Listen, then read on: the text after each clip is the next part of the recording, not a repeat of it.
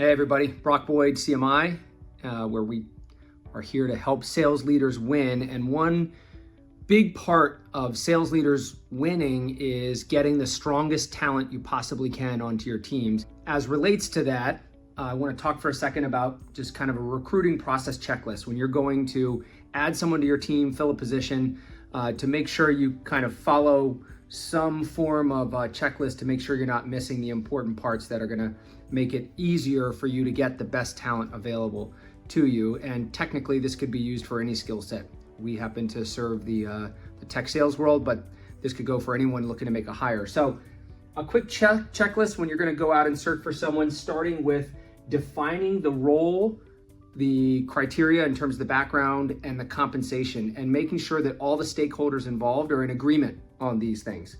And I highly recommend to put it in writing and circulate amongst all those stakeholders, so you guys are on the same page before you get started. The second is defining the interview process, which means how many steps, who's going to be the person interviewing at each step, and using similar criteria for measuring the candidate instead of each person having a different thought about what kind of person that you're looking for. To that end, it actually makes sense to put together a list of some of the questions that you all plan to ask. They don't have to be the same questions from each person, but having a list of questions that you're going to ask and definitely having agreement on this is the criteria that we're looking for and this is what the interview process is going to look like is very important and valuable. Selling points. So making sure that you're gathering selling points about the company and the opportunity, that's going to be really critical when it comes to your outbound messaging to try to generate interest. And in addition to your job description itself.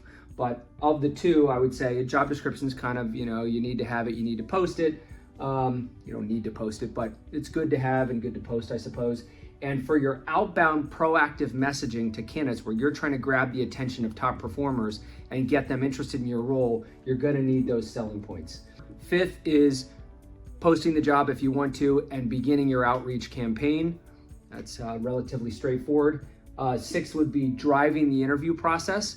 And this ties back to point number 2, when you all defined the interview process and what you all are trying to measure and having prepared some of the questions that you're going to ask. And finally, once you get to the stage where you have a candidate that has been identified as being the top candidate that you all have looked at, you qualify them on that candidate on interest and timing, and if it's appropriate, then make them an offer.